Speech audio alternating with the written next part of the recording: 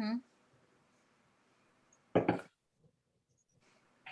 right, sending data. Okay, Facebook is live. And the YouTube should be live as well.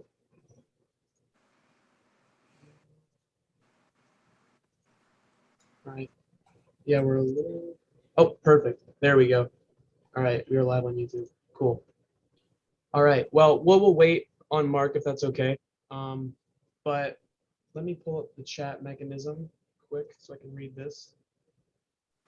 All right, and we are good on Facebook then. Sweet. Can everyone still hear me okay?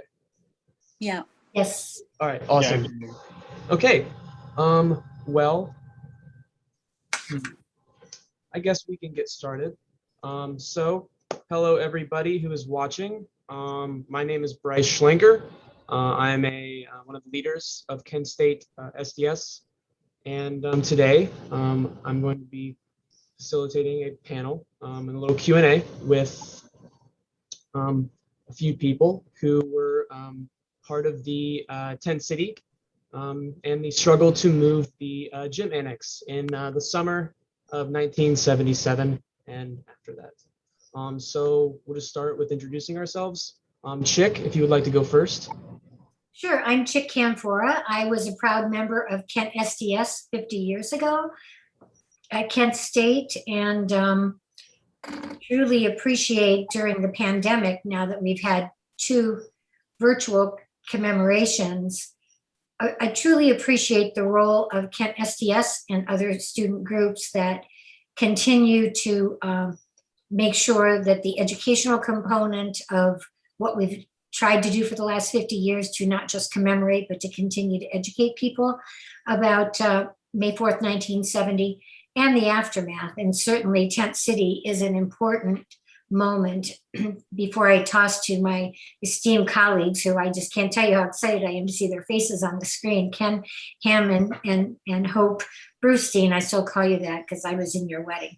Yes, you were. But you know, there's this kind of, I think, false impression that, you know, that protests died in the 60s as a result of Kent State and Jackson State. But I think Tent City was one of those moments 7 years later that proved that to be wrong. To know that we were able to sustain a massive protest that got national attention for the importance of the May 4th site and sustain that for 6 months is remarkable and proves that student protest was still very much alive in America after the 60s. So I'll toss to Ken, who I think was the first one to pitch a tent on Blanket Hill. That's my claim to fame about this stuff, yes. Well, I'm Ken Hammond, and I too was activist with SDS back in from 1968 through 1969 when we had the chapter at Kent. I was one of the Kent 25, as was Chic, and you know, been involved with various forms of radical political activity from then down till now. Right now, I mean, I'm a professor these days, but continue to be dedicated to trying to make all of our institutions, including our universities, responsible to the society which nurtures them. And certainly, the gym struggle at Kent was an example of how the university plays a crucial role in determining what is remembered and what they try at least to have us forget. So I'm happy to be here. Thanks to the current generation of Kent SDS. This is wonderful to see the tradition being carried on. I'm delighted to be here. So Hope, I'll turn it over to you. Thanks, Ken. I'm Hope Brustein, and before I say something about myself, I want to, and I think I speak for everyone on the panel and people organizing this, to dedicate this panel to Alan Canfora. Maybe everybody watching this is aware, but Alan Canfora passed away not a long time ago this year, and it was a massive loss for not only the struggle, but The thing I'll say about Alan is that he and I tussled over many ideas and strategies and what we needed to do to change the world, but Alan never walked away from the struggle. Alan was there, and he was really at the forefront of the struggle for justice in the murders at Kent State, and as well at Jackson State and beyond that. So while it's really tragic that we don't have him here with us today, his contributions and his impact on so many people and new generations for what he's done is strong and will continue through time. When I think of one of the main slogans of Tent City, long live the spirit of Kent and Jackson State, I think in part not only about Alan. At that time, I was coming off of struggles at Antioch College and the University of Wisconsin. It was part of millions of people who responded in 1970 to the invasion of Cambodia and then to the murders of students at Kent, and became a revolutionary. And that's still a belief I hold today, though how I'm working on that has changed. But Tent City was an incredible endeavor that brought forward at a time when the anti-war movement was beginning to go into a lull, the emergence of the struggle over that gym on that hill, right, that drew tens of thousands of people like a magnet, not just to come to Kent, but to support that struggle everywhere.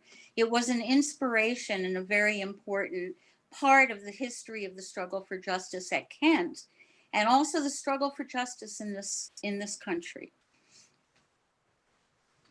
Thank you, Hope. And with that, it looks like our other panelist has just arrived. Mark? Oh, he's connecting. All right, I'll give him a second. But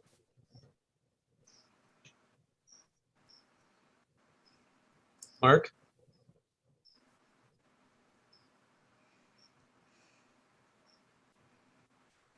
Hello? If you're talking, Mark, we can't hear you. His video is not on. Mm-hmm. And if you want to turn your video on too, Mark, that would be great. Maybe you have to admit him because I don't see him in as a participant yet. No, he's in. Yeah, I admitted him. Oh,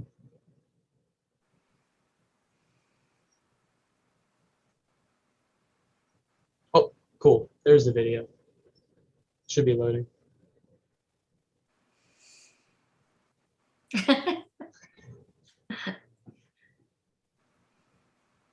Hey, Mark, it looks like your mouth is moving, but you're still muted. You have a halo. Oh, there we go. Yeah, and the light is, that's perfect. Hi, Mark. Hello there, friend. I think he's muted.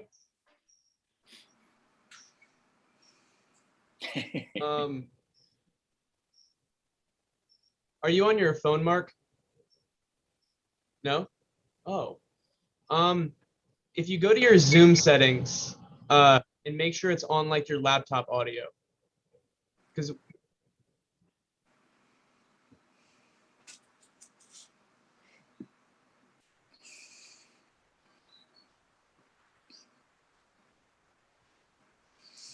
right about now, an adult is calling one of their kids. You know, get in here and show me how to do this. Right. If audio is not working, Mark, you can call in if you know how to do that. But okay, I'll take that as a no. If you click on, still moving. If you click on your, that's much better lighting. That's a good start. All right, so if you're on your laptop, go to your picture, like where your profile picture is in your settings, and then if you can click that.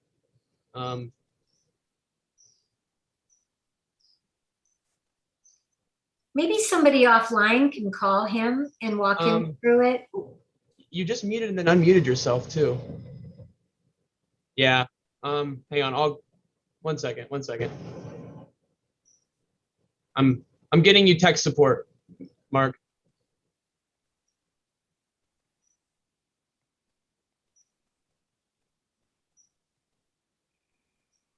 Okay.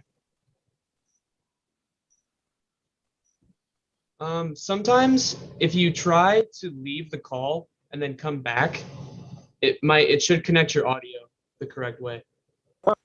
Oh, you're talking. Hello? Mark, Perfect.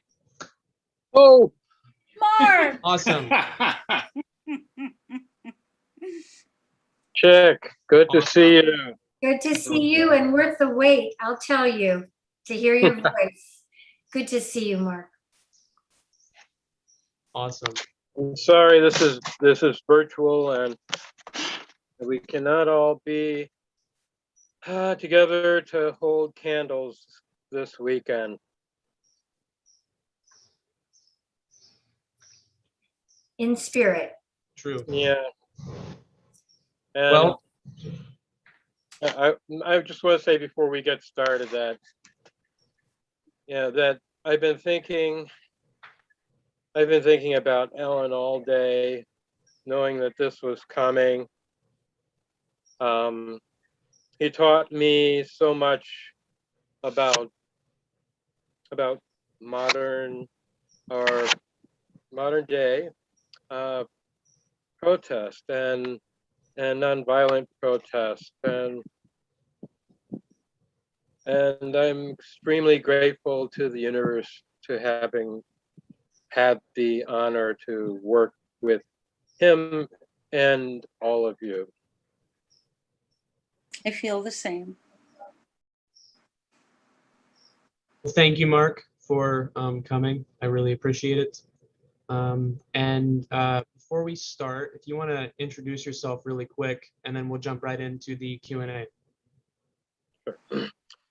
Mark Webster. I was in junior high school when the shootings happened. I discovered the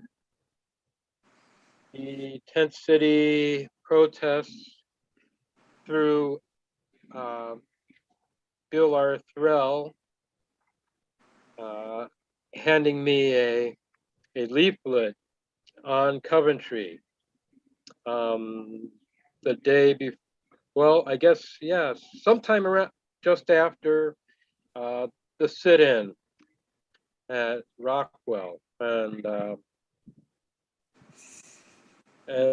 I had just finished that in my senior project, an extensive report on SDS and the Vietnam protests. And most of that was based on a number of books. The one that touched me the most was the Strawberry Statement. Mm. And that's the one that really inspired me to go to Kent and to get involved. And my parents also were very heavily involved in civil rights movement. My mom was the director of volunteers for Carl Stokes's election campaign. And at that time, my dad was the director of community relations for CORE, the Congress of Racial Equality. So that was my background. And so I guess all of that sort of laid out a path for me to show up on June, no, May 27th, and take up residence at Tent City. Awesome. Well, that's a good segue into my first question. I guess my first one is how, and I guess, Ken was the first person to pitch a tent. So he was one of the first people there. And I guess my first question is how long were all of you at Tent City? And, were any of you present at the Rockwell Hall sit-in? And kind of talk about, the origins and the kind of the first days, I guess, is my first question. Whoever wants to go first may. I was not. I was there for the duration, and my brother would not let me not be there. I was at the very end of my first teaching job in Connecticut, and I never went back to it. But I had come home to speak on May 4th, and that became the topic of conversation. And of course, Ron Kovic was on the dais with us. And so in addition to, our typical May 4th speeches, we ended up focusing largely on we cannot lose the site.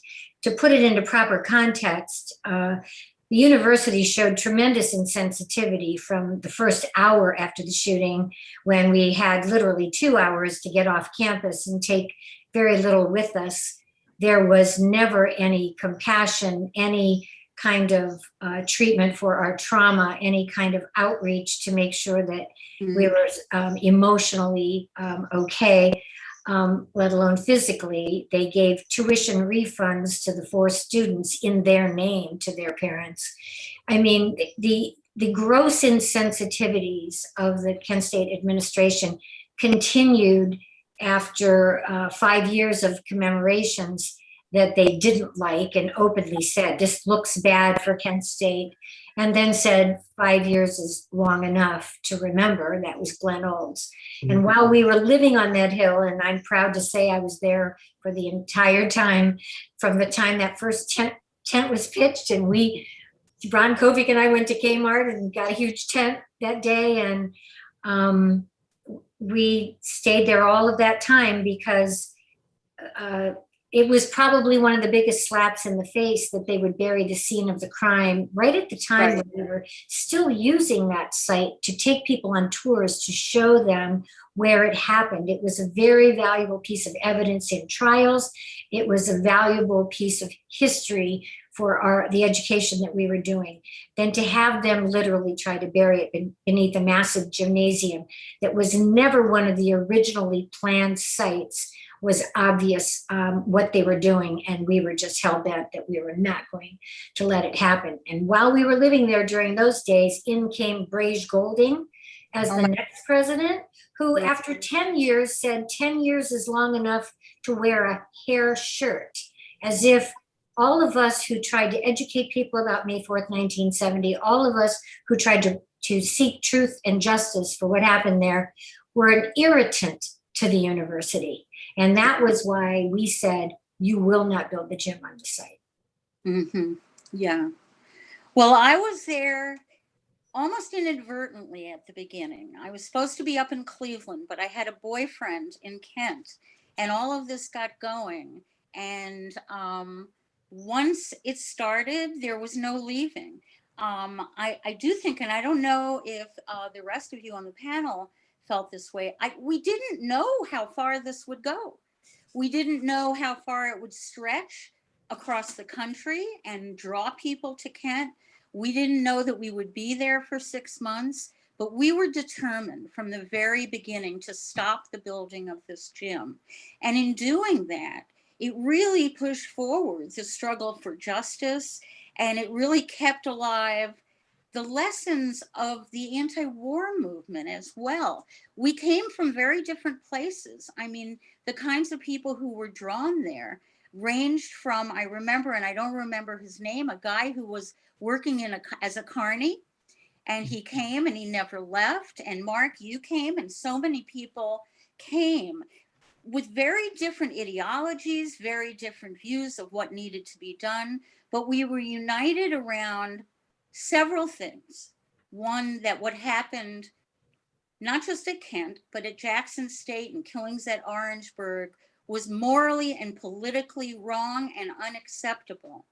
And that kept true, so that the attempt to cover up the site, to virtually build on it so that you could no longer really experience, and I think your point is good, Chick, about some of the legal ramifications of that, in not being able to really reproduce fully that what happened, that it really crescendoed into a major thing. The other thing I just was going to say is that the actual building and bringing forward Tent City was itself, I think, capturing people's imagination, because we wanted to have a place that had at least a lot of pieces of it, which was more like the world we wanted to build than the world that brought us the killings at Kent State.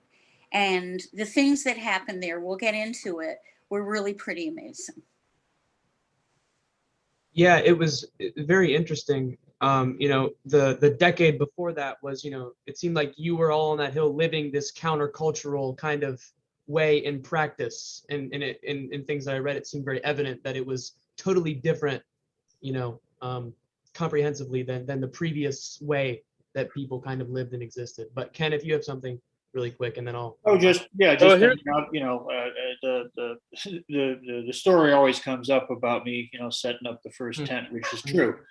We had there'd been this walkout from yet another talk session that had been going on, and a bunch of us had marched around the campus, and at a certain point, it was actually John Henriksen and I, another student and comrade, who I had been out of town camping the previous weekend. I had a tent in my trunk of my car, so we just got it.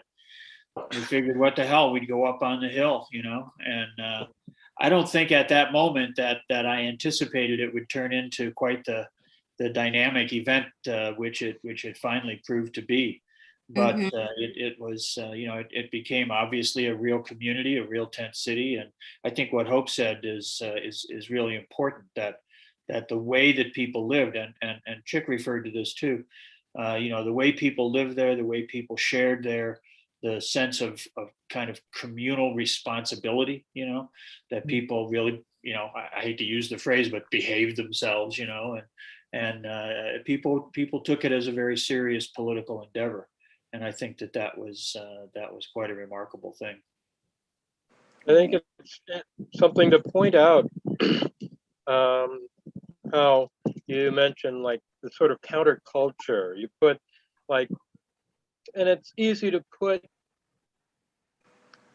the tent cities movement or struggle at Kent as counterculture, when it's the history of a tent city goes back decades before, with with unions and with with workers fighting for the right to have a living wage. But and it's not really a counterculture. It is really American history, and it's living, and it's not something that sort of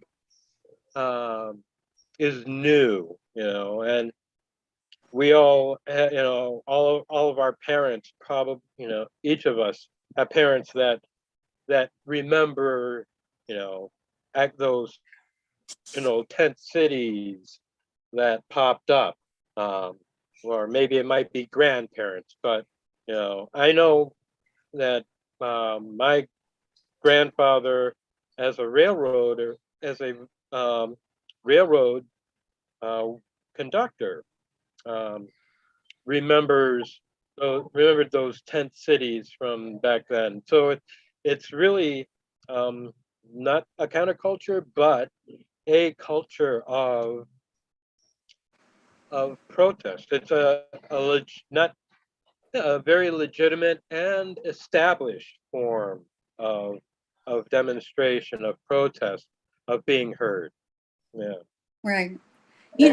Mark, I don't disagree with you in terms of, it certainly wasn't the first tent city, You're really right about that. But one of the things I sort of felt like kind of was expressed in everything from the way food was handled to the education to the endlessly, wonderfully long and outrageous mass meetings every single night, right? Where we fought like crazy with each other over what we needed to do, was that it really grew out of, the period that gave rise to this, where, I mean, just speaking of the campuses and not even talking about the Black liberation struggle, over 1,350 universities, 4 million students went out into the streets in the wake of the invasion of Cambodia in Kent State. And they were massively put down. The National Guard was called onto campuses all over the place. And it was during that whole time that also the Black liberation movement and the Black Panthers, the assassination of Fred Hampton, all of these things were bringing forward, I think, a sentiment and a spirit that the world needed to change, and it needed to change in very fundamental and radical ways.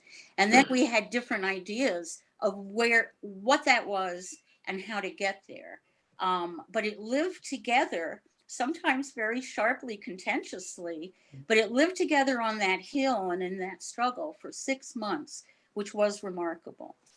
Another remarkable thing is it was the first time since May 4th, 1970, that tear gas was on our campus. Yes. And I remember it was chilling for those of us who survived the shootings to see that tear gas. But Bill Kunstler had come in relatively early and was there to defend us.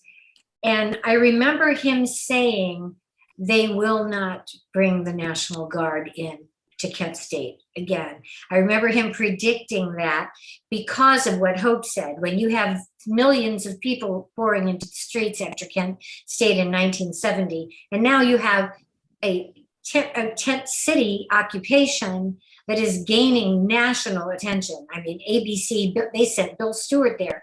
Bill Stewart, who we all know was assassinated. Worldwide attention, actually. Yeah, but he was assassinated in Nicaragua, if you remember, covering the news there. But he was there. I mean, we had a kind of hotline to his hotel room to let him know when we were going to take down the fence and go on, because we knew he would be there at midnight taking those images and broadcasting them on national news. And so there was this kind of this sense, at least Bill Kunstler tried to make us see that we were a little protected because they did not want to see millions of people in the streets again over Kent State in 1977. Right. You know, I wanted I was looking back and just reading some history, and they had a president's commission on campus unrest.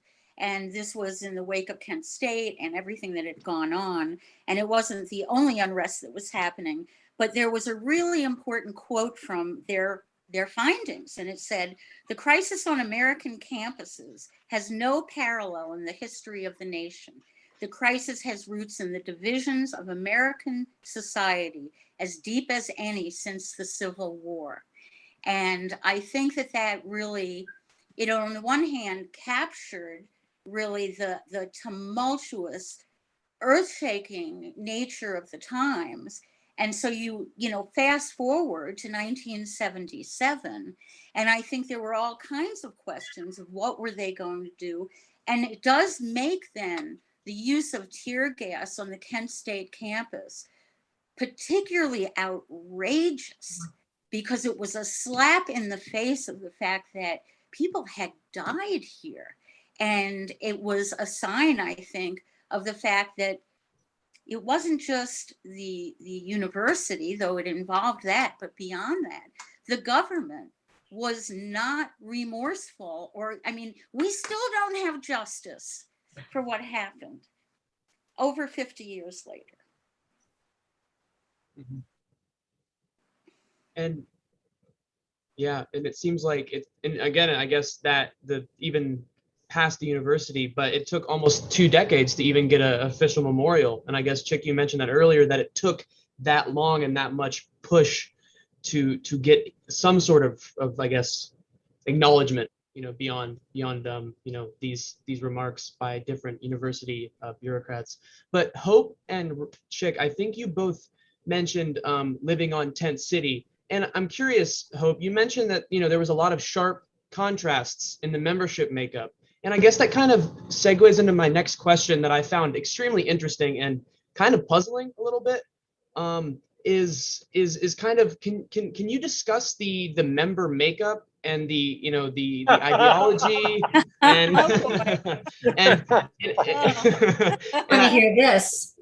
well How much time do we have to make that list? exactly well, yeah, I had a lot of questions before this, but this is what is interesting to me, and I don't know, Alphabet soup. yeah, that's what it seemed like. And maybe also why someone would characterize Tent City as mystical, introverted, and passive. But first off, I want to hear about maybe the contrast. Who said that? Yeah. Who classified it that way? They must not have been there. Someone who Right. didn't have a very fond Memory. time. Yeah, the name skips me. I should have written it down, but yeah, I do remember moderate. But anyways, yeah. Well, that person should have been on here too, because that was one thing about Tent City. And since we're talking about the groups that came together, it was a very wide spectrum of philosophies, of dogmas, of strategies, of perspectives. So yes, and I think on the 40th anniversary panel, we actually had Jim Hubner, who acted as the chair for most of the meetings, who is very moderate himself. Mhm. We all, respected each other on the panel, that by that time, but we all remembered some of the frustration with trying to communicate with people of sometimes, very extreme to us positions, whether you're left of moderate or right a little, to the right of moderate towards the center. It was definitely like, because for every step we took forward, it took, the time it took to make that progress sometimes, seems miraculous to me, looking back at it sometimes. Mm-hmm. Yeah. For instance, back then, I had not been, this is my first time on a college campus, just out of high school. So, I've known about SDS from reading books and for that project. I had no idea who the RSB were, the the Stalinites, the Leninites, and everything sort of in between. And then there were yippies, and then there were none of the people who were not affiliated, with a particular political group. So half the time I was trying to figure out where everybody else was coming from. So this was a real learning experience for me personally, on that level. And there were some people that I can look back and respect, that we all were aiming for the same goal.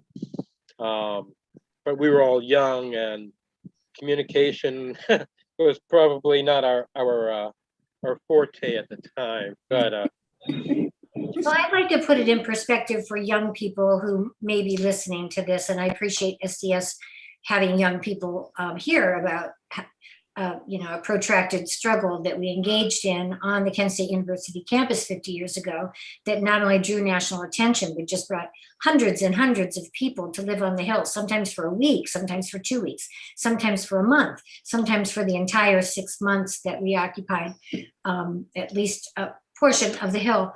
But what I want you to understand, and when you hear us old timers talking about, who are the moderates and the leftists and the Sparts and the Maoists and things like that, in every political struggle, you will see it may start with something like this: a simple declaration that you are not going to build a gym on the May 4th site. And that was really what the common goal was. In every political struggle, you will then see people that, and I like to call some of them opportunists, who see an opportunity to advance their political agenda through the gathering crowd. And it might be a noble gesture for some because they see that struggle tied to a much larger struggle. And it's an opportunity to educate about that larger struggle, because these aren't just isolated things. The insensitivity of the university went way beyond just wanting to bury the scene of that crime.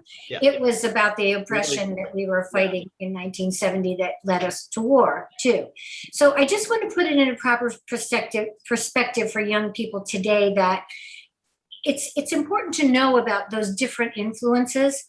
But, a lot of us look back on that and say, we should have found a way. And I felt like most of us were trying to do that, to plow through those different ideologies and stay focused on the one thing. Do not let those bulldozers on the Hill. So you still will have some people that will say, well, I disagree that you shouldn't take the wheels off the machines as they're rolling in. Well, you know what? I reached a point then that I thought we should, if we have to take the wheels off damn bulldozers, maybe we're going to have to do that. Call it crazy. I consider that crazy. But, when you're passionate about something, that's what made me throw a rock through the Army recruitment office window. That's what made me put spray paint US out of Cambodia on a wall. You reach a point where you're willing to go to jail for malicious destruction of property, trespassing. We all got criminal trespass charges. We were willing to go to jail to save the May 4th site. And some people weren't. But that didn't mean we all had to agree on the tactics, the approach. We all had one end goal, I hope, in mind, was keeping those bulldozers off that hill. Ken, I want to hear your take as well quick before I segue into, Chic brought up a question that I have, but if you have something quick to say, then. Well, I agree with what's been said thus far. The political process that went on the Hill was one that grew out of tremendous diversity. There were a wide range of views. People agreed about fundamentals, disagreed about a lot of other things. And I think Chic's quite right that, you're going to have those divergent opinions. And, she remembers that she and I had some divergent opinions at the time as well. But we certainly shared, a commitment to, we had divergent opinions about what was the best way to achieve the objective that we shared, And I think that that's the key. We in the 60s and the 70s, a lot of us were really concerned. We got labeled by, in one way and another. But what we were really concerned with was how to live together, in a democratic way, a truly democratic way, a way that respected each other's opinions, even when we disagreed. And that was a really cool thing about the tent city process, was that, it could be debates about all kinds of stuff, about food and about the no drugs policies and things like that. Or it could be about, decisions on how to proceed in terms of the interaction, shall we say, with the legal system. But those were treated I think for the most part, those were treated as differences of opinion amongst a community of people who shared a common objective. So I completely agree with what Chick was just saying.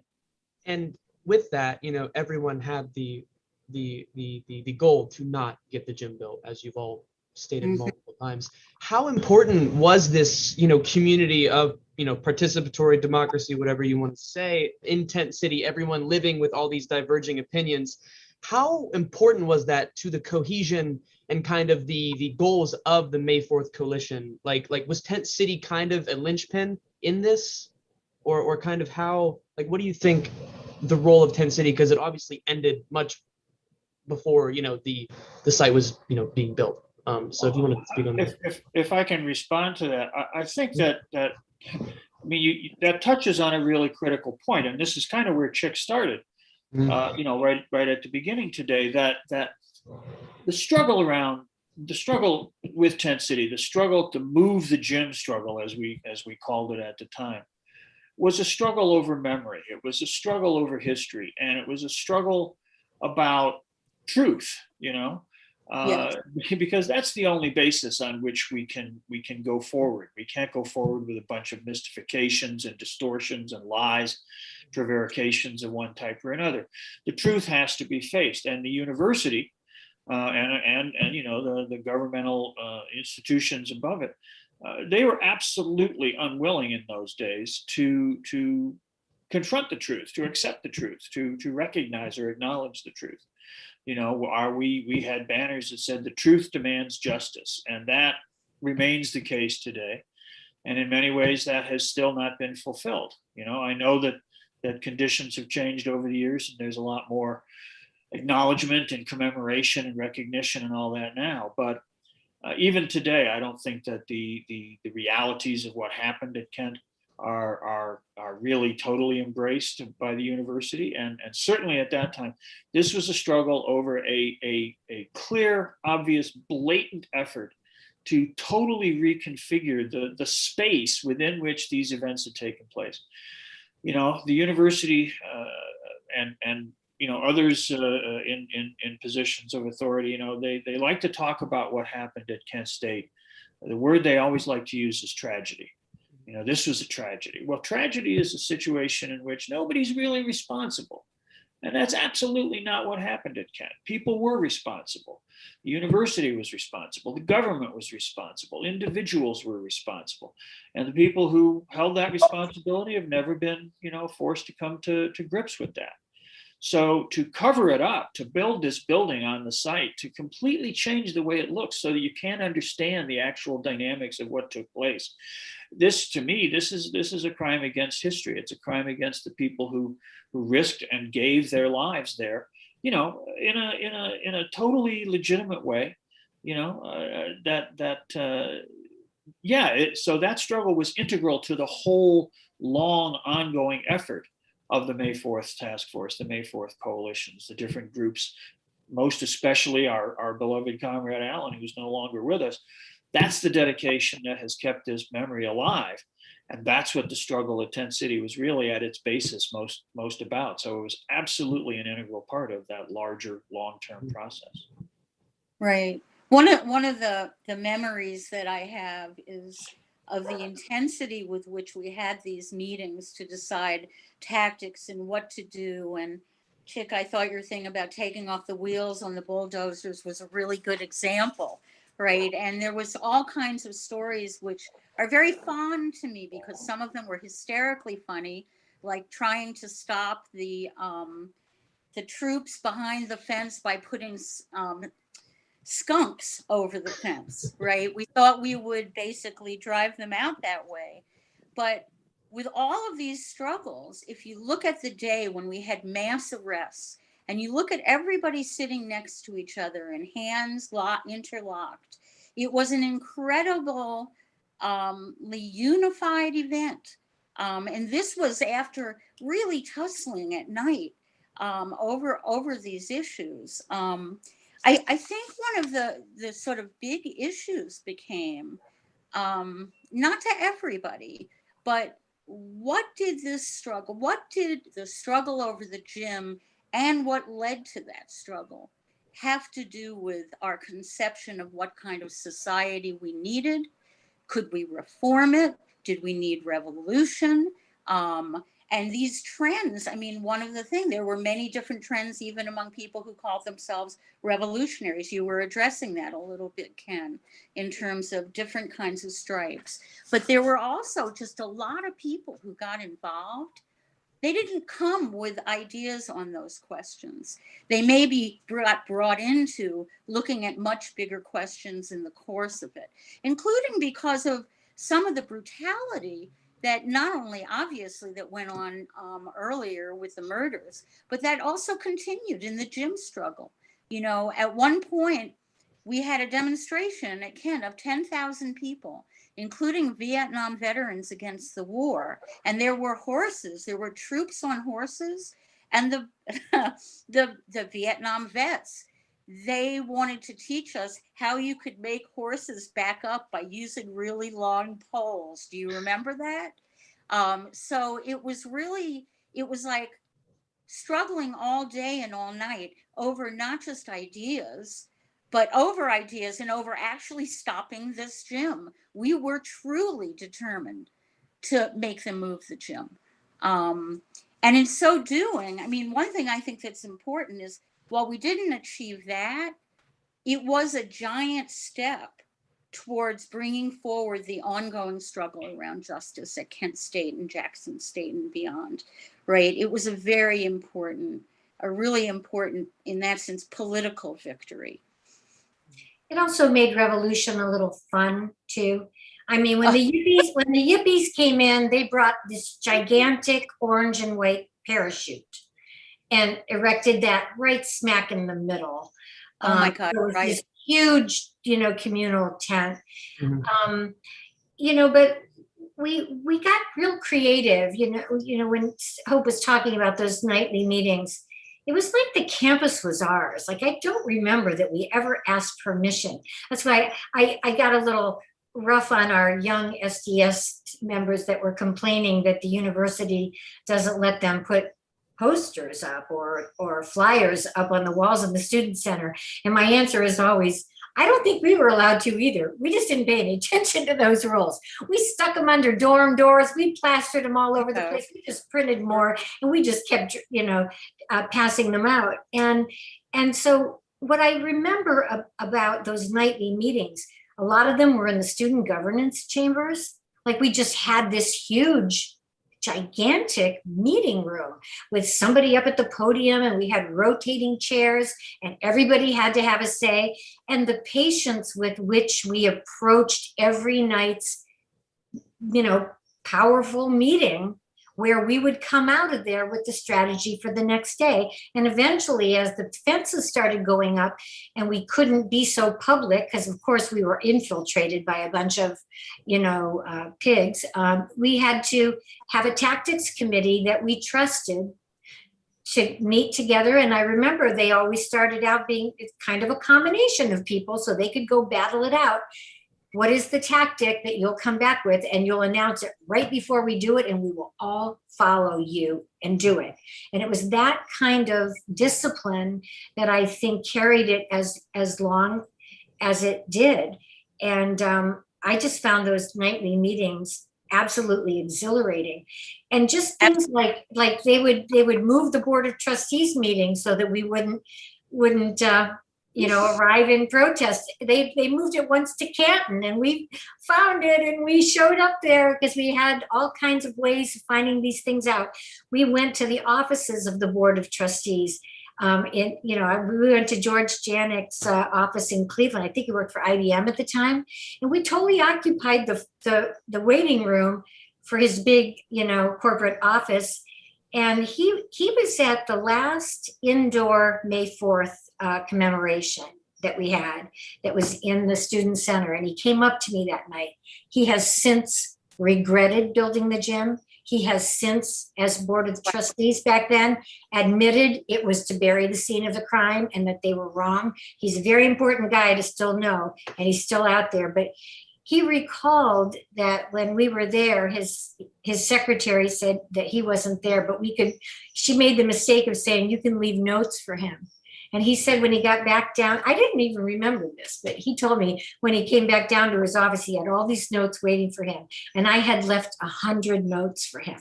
And I said, what did I say? And he said, every one of them said, fuck you, George. It's just like, oh my God. It was just like, what fun that was. You know, we were just 20 somethings and we just, you know, That just had the that campus just to gave me a ourselves. whole new picture of you, Chick. But George Janik, his wife Nell Janik supported Nell. us. Two Yes. members of the board of trustees supported us. Joyce Quirk supported us right down to the final vote on letting the bulldozers in. And so, you know, and George and Nell Janik continued to attend commemorations until she passed. But that's one of George Janik's greatest regrets, was that they built the gym, and he's the first one to admit that it was a sinister effort on the part of the university, and the university owns that history. I'm glad Yeah. you mentioned Joyce, because her support meant a lot, because she really she was sticking her neck out when no one else in the administration was. And speaking with her, and that's what's really, I think that's a big lesson for today's protests and people. These are my kids, sorry. You're good. That it's not always the people on the other side of the aisle are not your enemies, or they're not all your enemies. They're all human beings with different perspectives.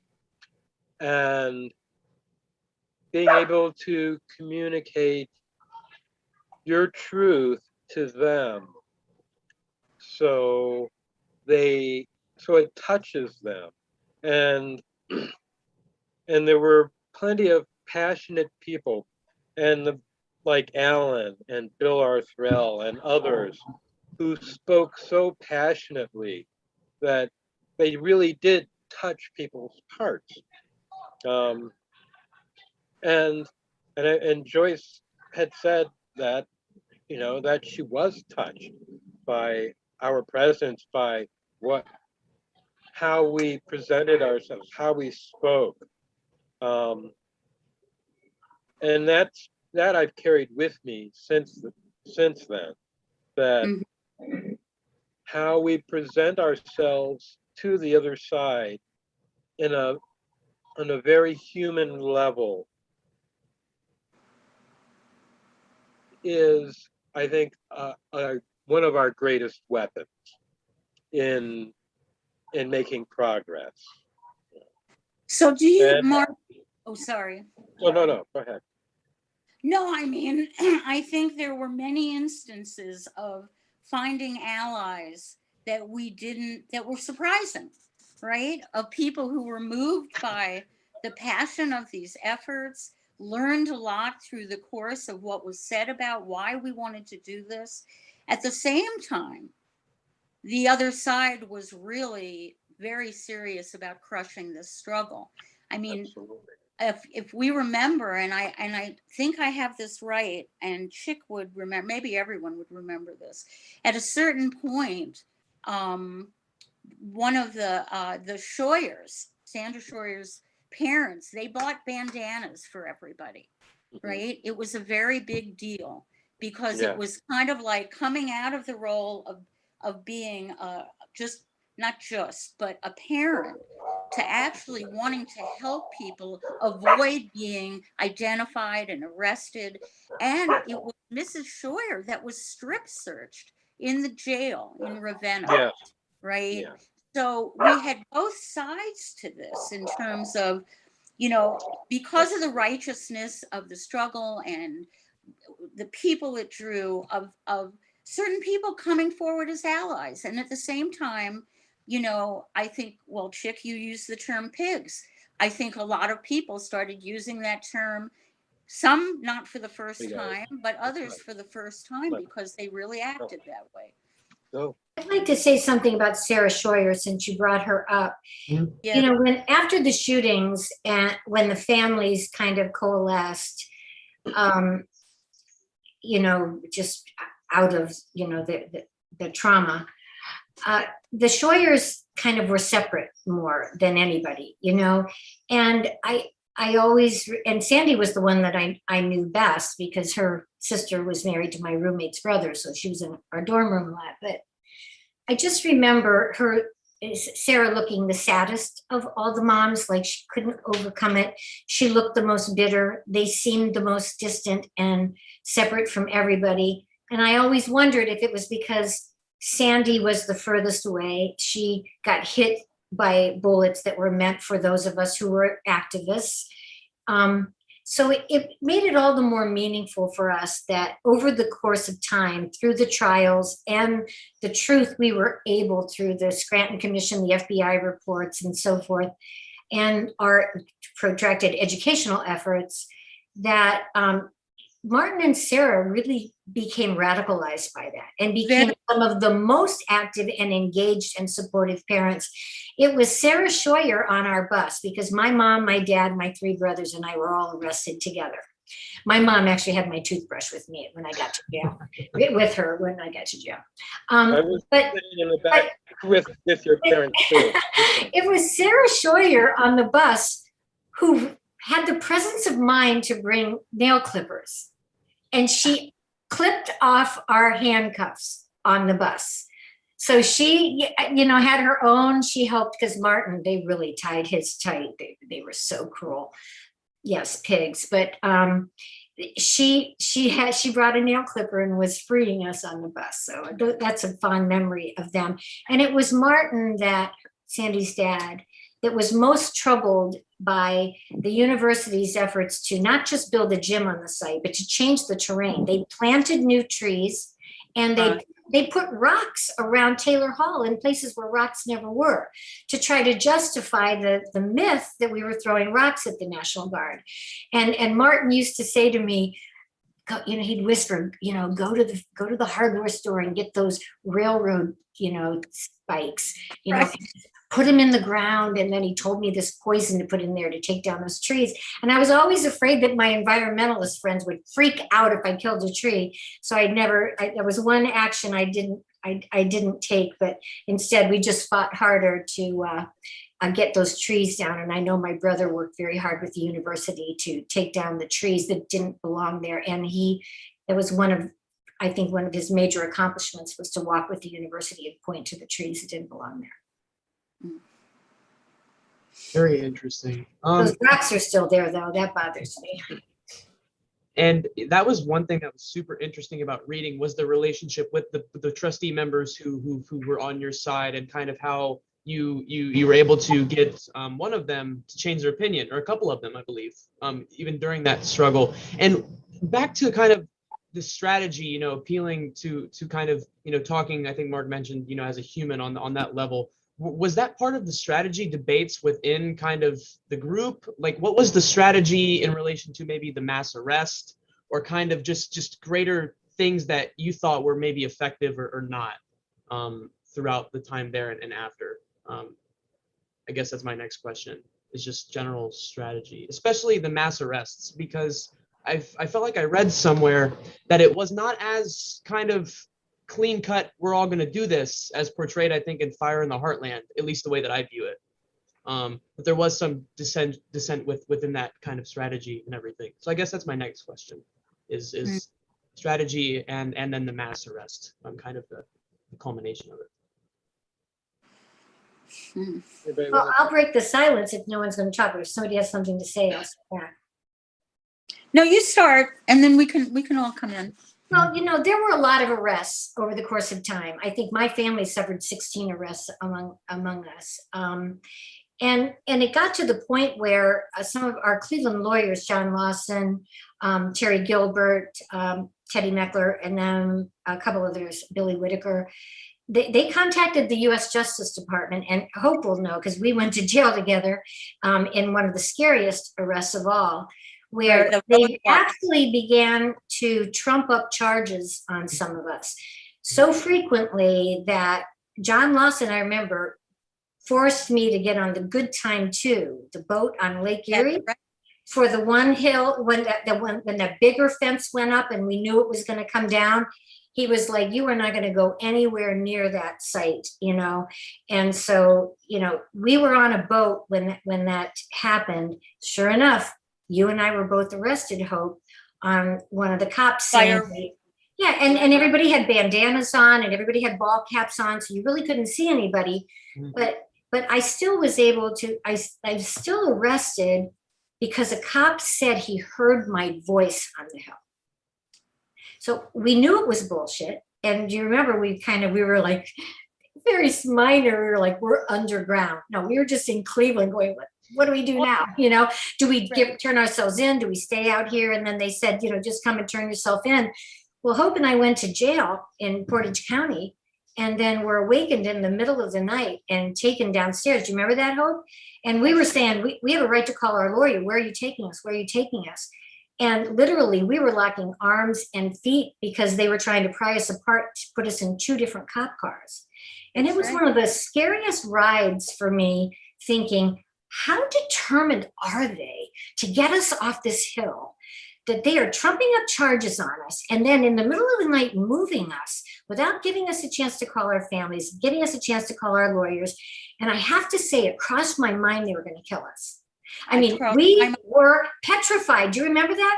We were just holding on to each other for dear life, and they took her in one cop car, took me, and they took me to Geauga County Jail. So if you know what that ride looks like, I looked like I thought I was in cornfields or something. And I thought, they're definitely going to kill me.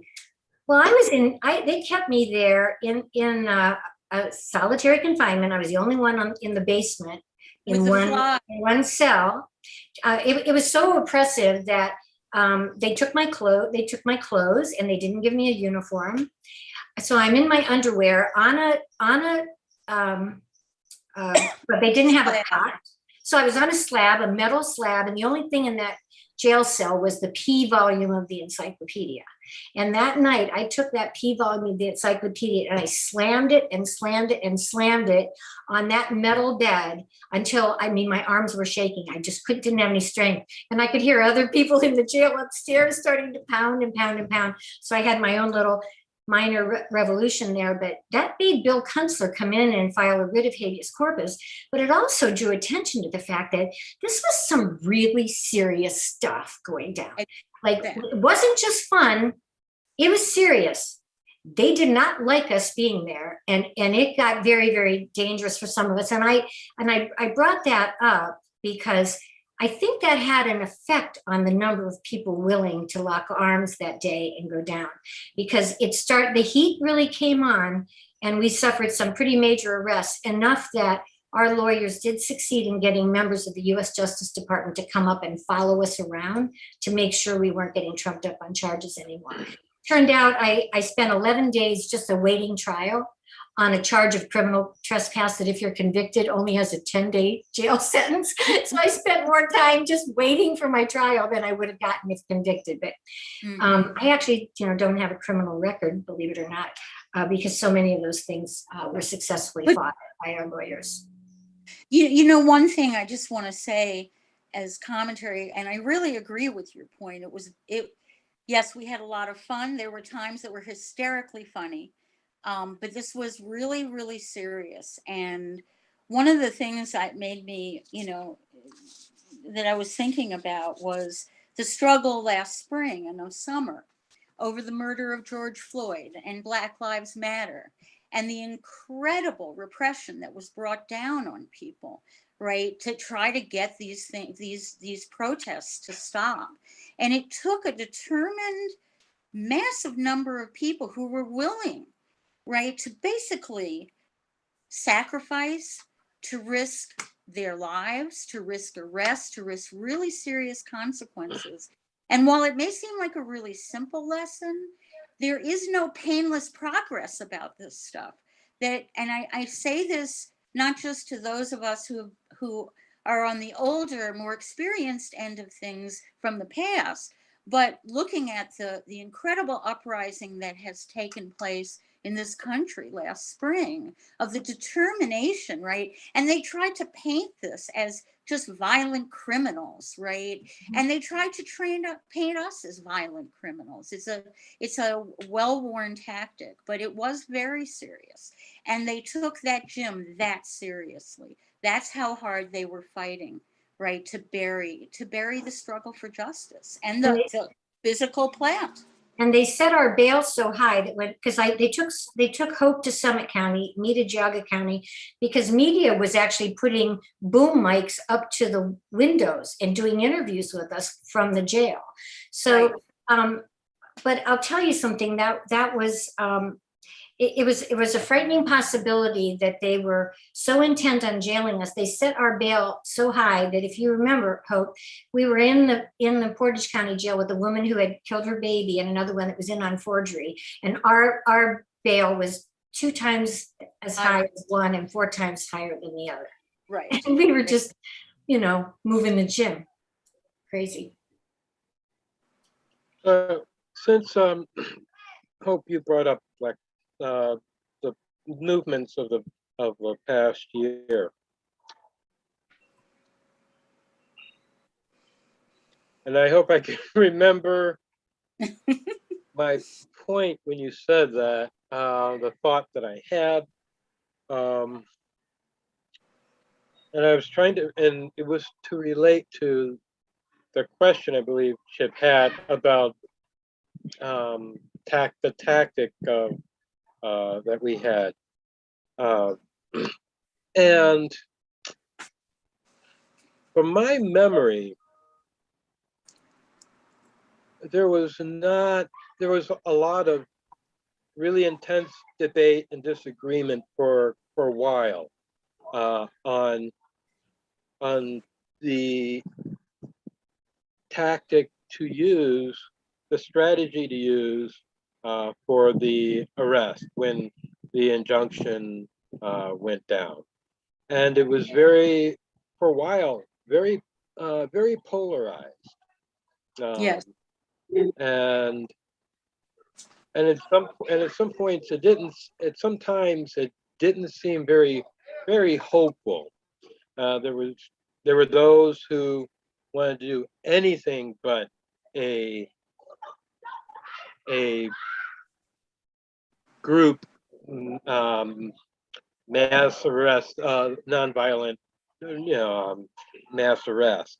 There were others that I recall that wanted to have that if you want, but we should do this too.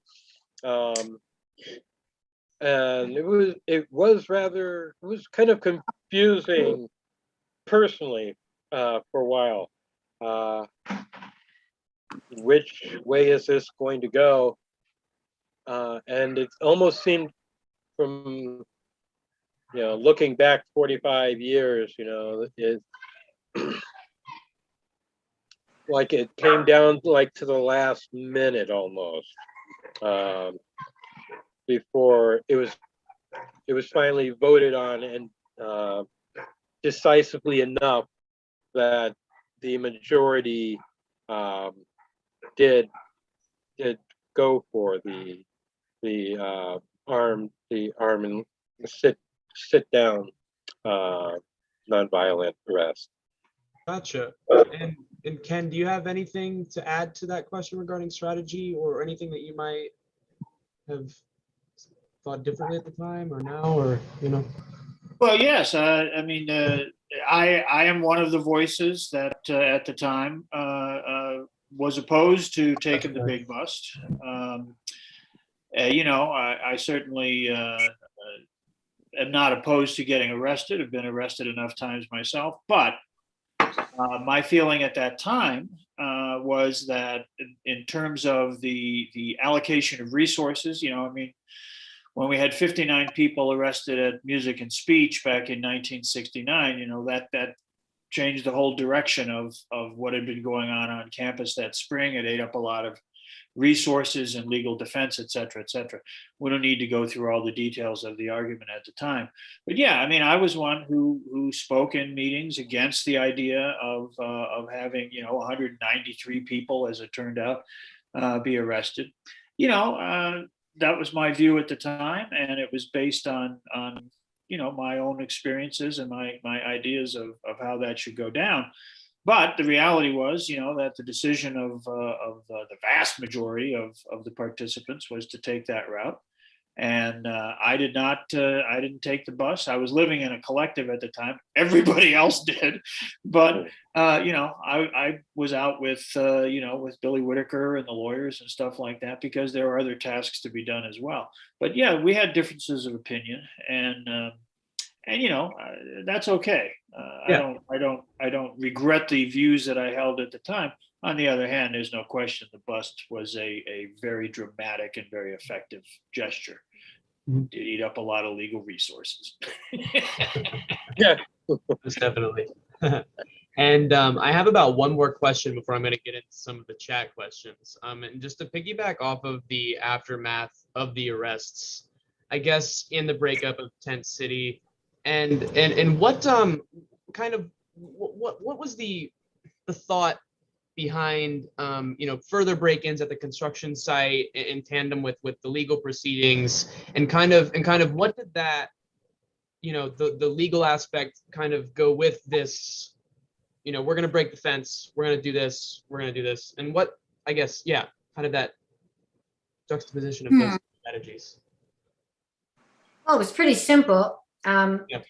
We ignored them every time they came up every day and read the through the bullhorn some legalese telling us it was unlawful for us to be there, and people, like I said, just ignored them and went about our business and went to the food tent, or just did our chores and whatever. But then it got more serious when they started to take us. I mean, we actually lived through a couple tornadoes. Can you imagine? I That's mean, right. yeah, we I heard it was a experienced some bad tornadoes that took out windows of the surrounding dormitories and everything. So, we were determined to stay on there. It didn't matter if the wind blew us off, or they forced us off through an injunction, or put up a fence around it. So yeah, you can live on the hill, but you're not going to go onto the area where our bulldozers are going to come in. And when they put up one fence, we took it down, and they put up another fence, we took it down. The strategy was, we're not leaving the hill, and you're not destroying the hill. That's what I recall, at least from my lens, that made us go all the way down to the final bust of the 194. Was, it doesn't matter how high the fence is, we're going to be there. And I think it was the most heartbreaking day when those bulldozers did come on the hill. I mean, I was on the media committee too, so we were on the phone with national media and just sobbing and saying they're driving on, and those heartbreaking photos of coalition members jumping into the holes being dug in the ground with a bulldozer just coming. I mean, talk about powerful. Right down to the bitter end, and it stands to this day as one of the most heartbreaking examples of the insensitivity of the Kent State University administration at that time. Yeah. Yeah. Yeah. Does anyone else have anything to add? I remember, well, this is, no, go ahead. You're good. Yeah, please. okay, I remembered what I was coming around to. And your last question, or connected to that. After the mass arrest, and there were the two demonstrations that were planned, mass demonstrations, September 11th, and that was to have the one that was going on before the next quarter. I think Kent was on quarters at the time, so the next quarter had started. The fall quarter started, which is September 11th, and I think that was the first time where after Tent City had been taken down and the bigger fences were put up that we had taken, affected the fencing. And it wasn't as dramatic as October 12th, which is when the tear gas came out and had everybody, and it was we had a large attendance for that one. Yeah. And they ended, and a group, and I think it was done spur of the moment. It was nothing planned. You know, but the group had gone and, you know, and taken down the fence and penetrated the site. And I remembered I was warned by Jeter, Derek, not Derek Jeter. Oh, yeah. Yeah.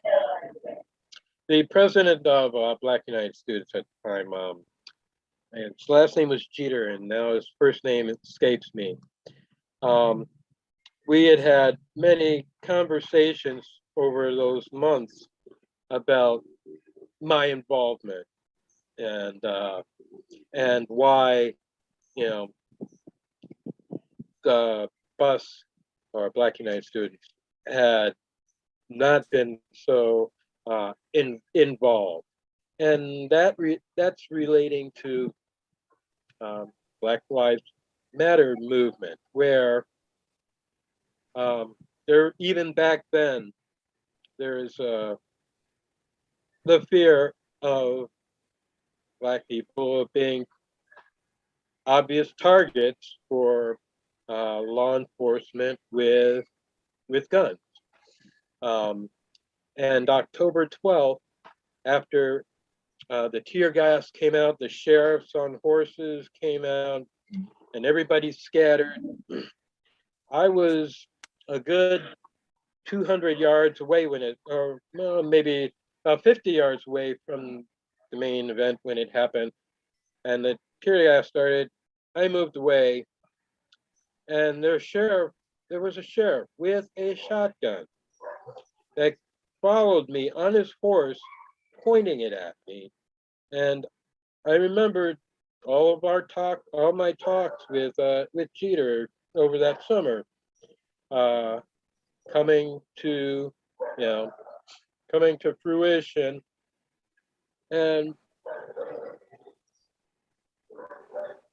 up to that point, my hippie self in 1977, you know, the rainbow vision of humanity starkly brought me back to Blackness in America. Because I was that close to that, I'm sure, to that man shooting me. If it hadn't been for some kids from on the other side of him throwing something, I don't know what they threw, it got his attention, he chased,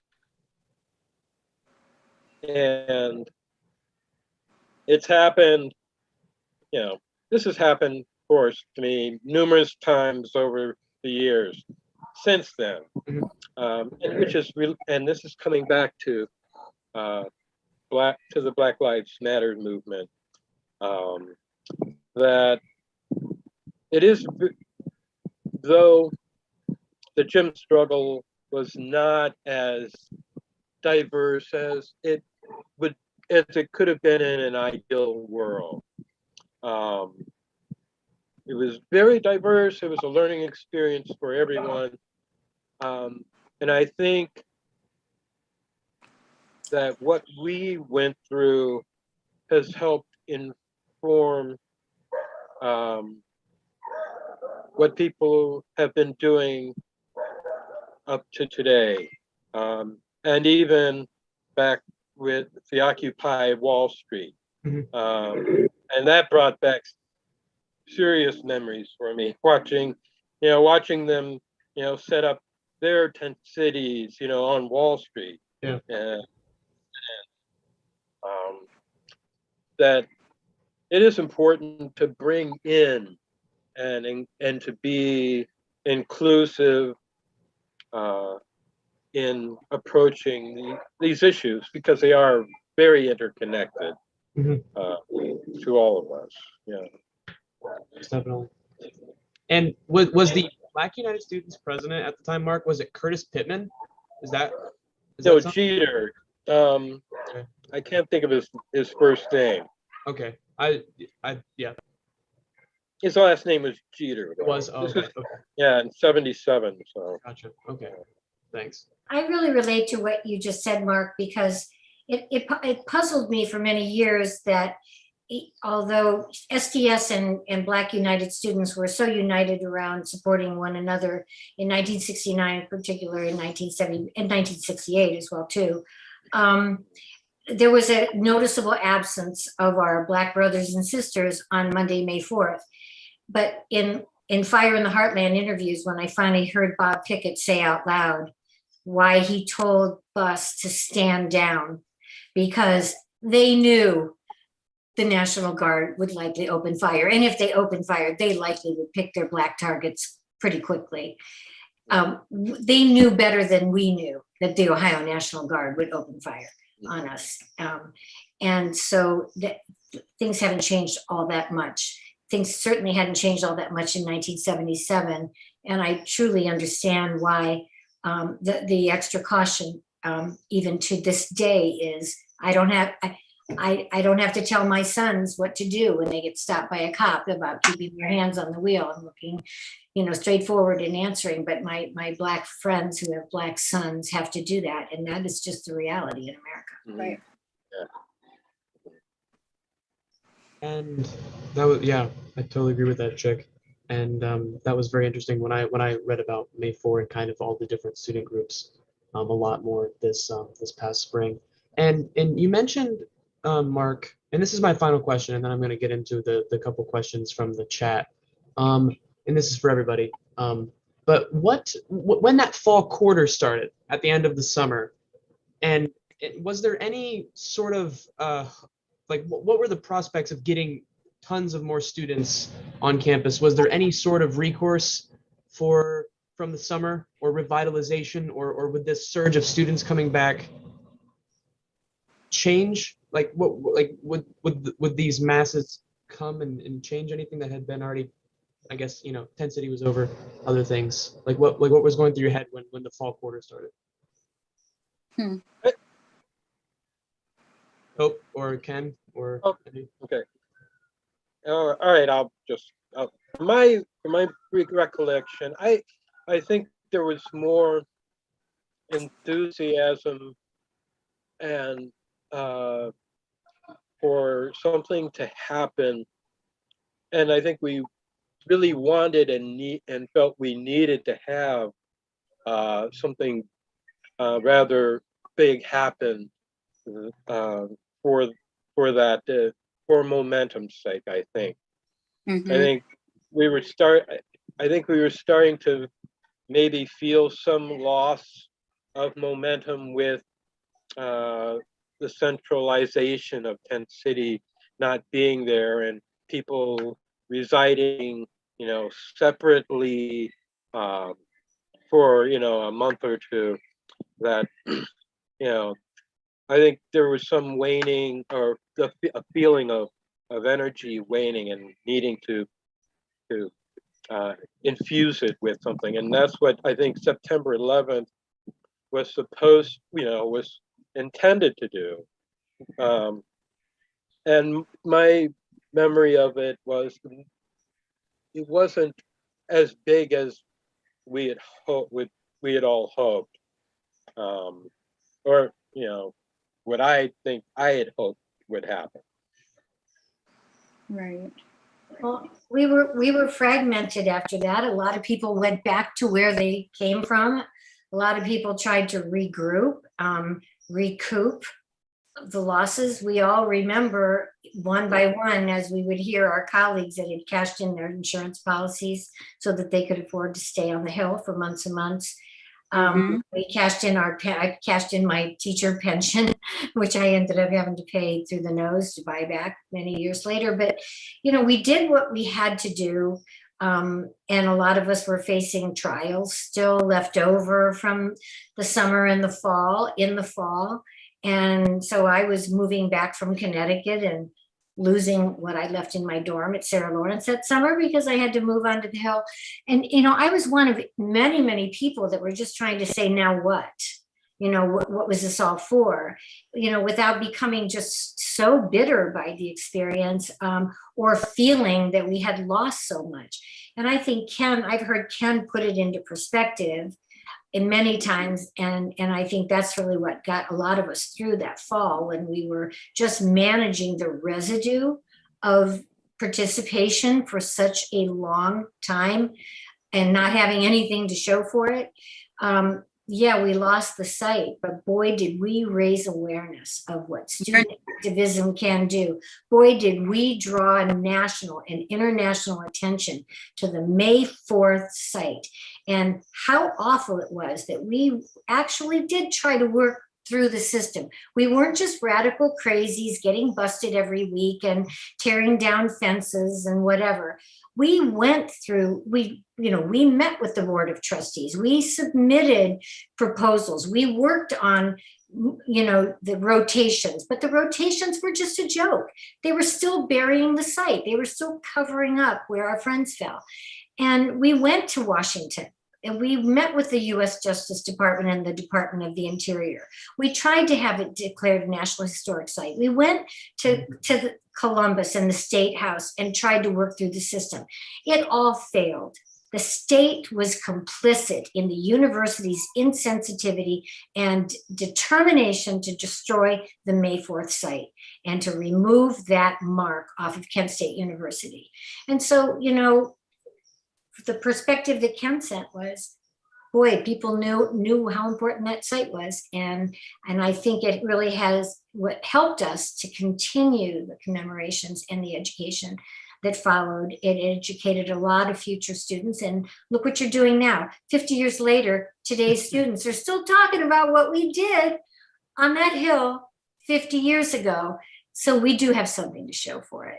Yeah, I think that's really critical that you fight each battle as you encounter it and on all kinds of different fronts. And you don't, it's not just we don't win them all. We don't win a lot of them, but we win some. And sometimes you win by losing, And so that fall, I remember that fall of 77, I had been working the previous couple of years. I actually worked right there in the university library, but I left that job. I couldn't just still be part of the university and went to work downtown in the community project bakery. And, but we kept having meetings, different groups of people, and you just sort of go on. And the question was, okay, what's next?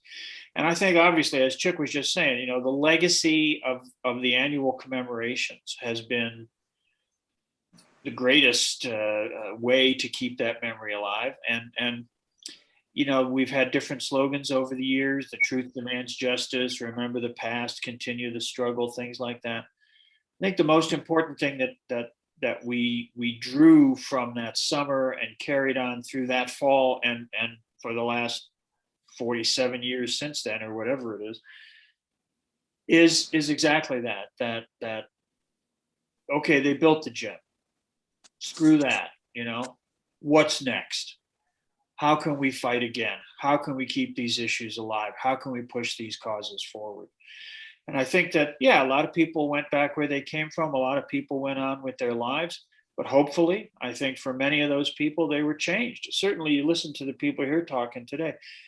Every round of these struggles, every round of these battles, it changes us and it deepens our commitment and it makes us work even harder.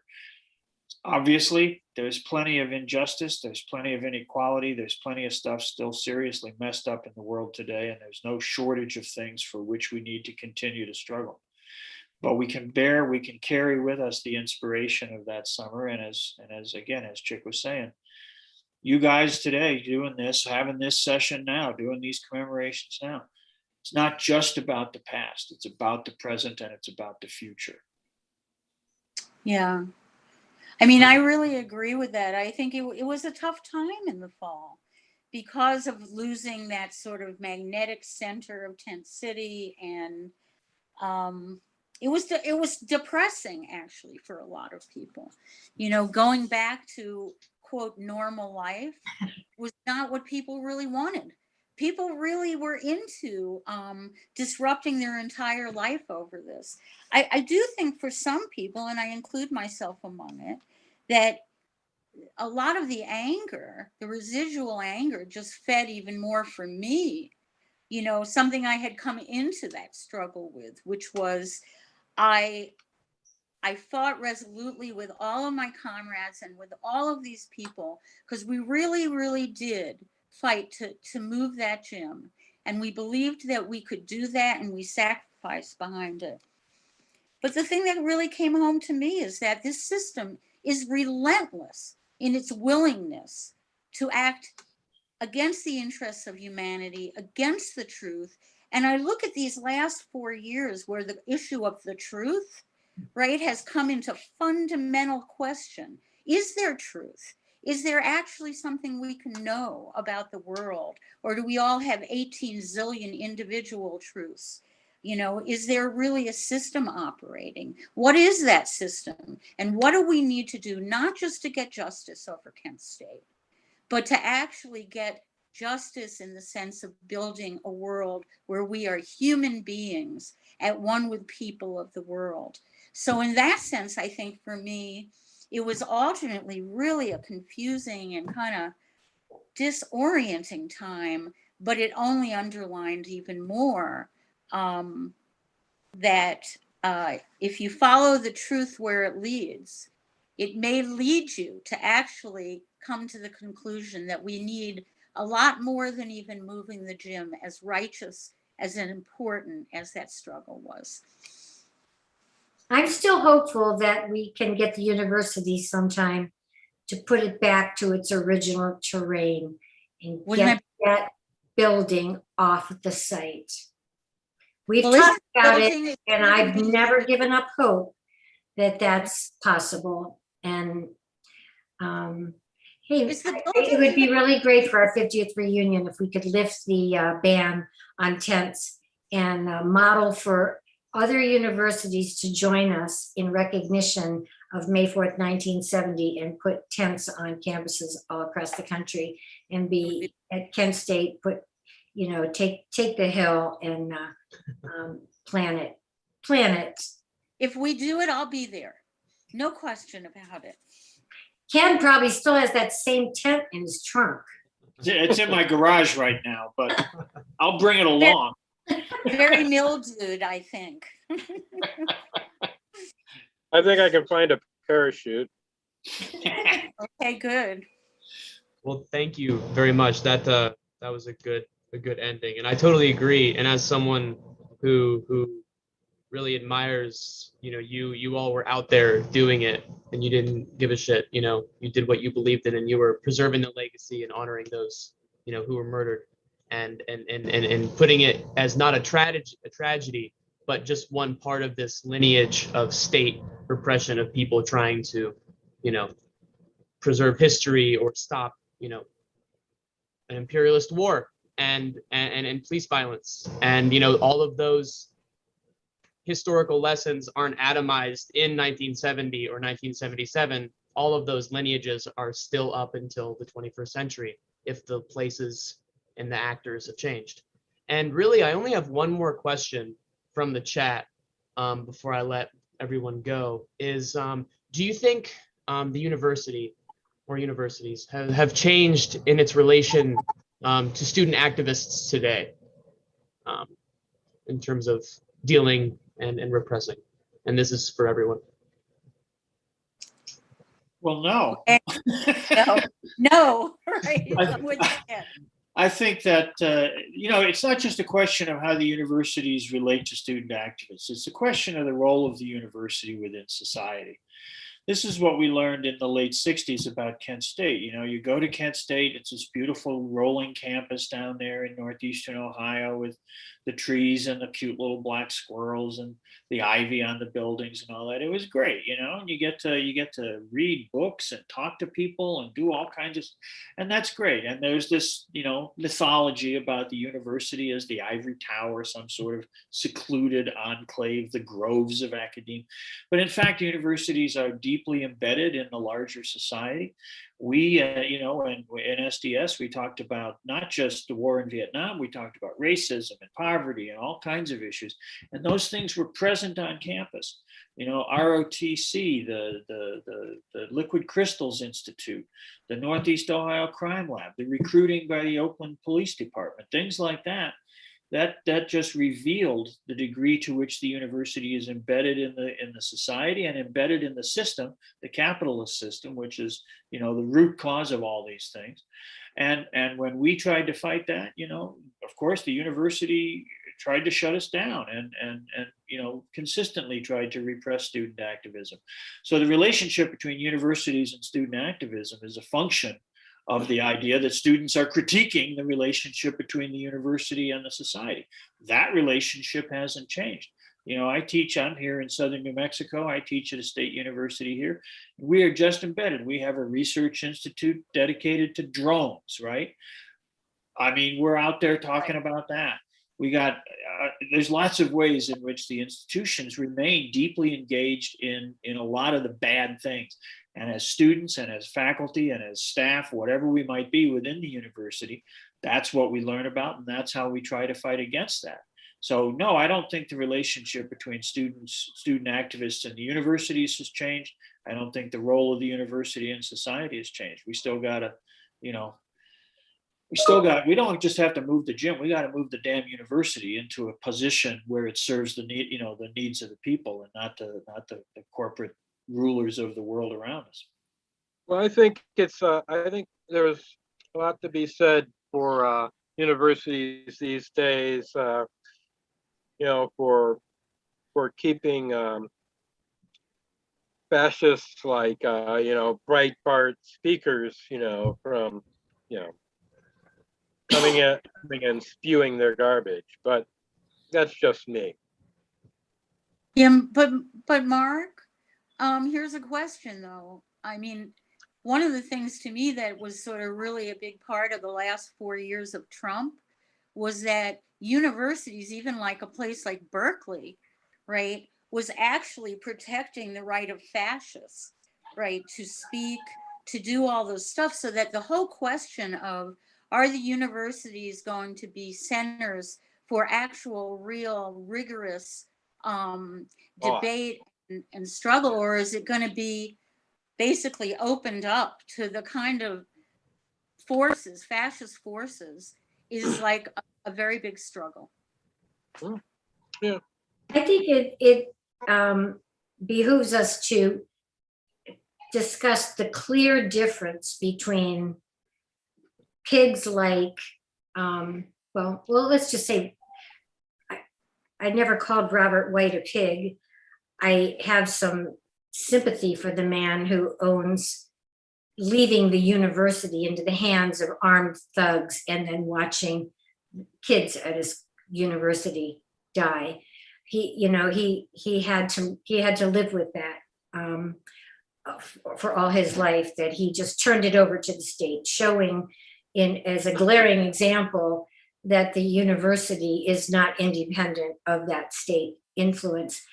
But then to see the gross insensitivities of people like Glenn Olds, Brage Golding, all the way down through to Michael Schwartz, who pretended to raise funds for a memorial, failed deliberately, could raise all the funds he wanted for the Fashion Museum and the Satterfield bus stop, but to intentionally fail to raise the funds to build the memorial that is still 93% unfinished, and to succumb to the American Legion, who called it a memorial to terrorists.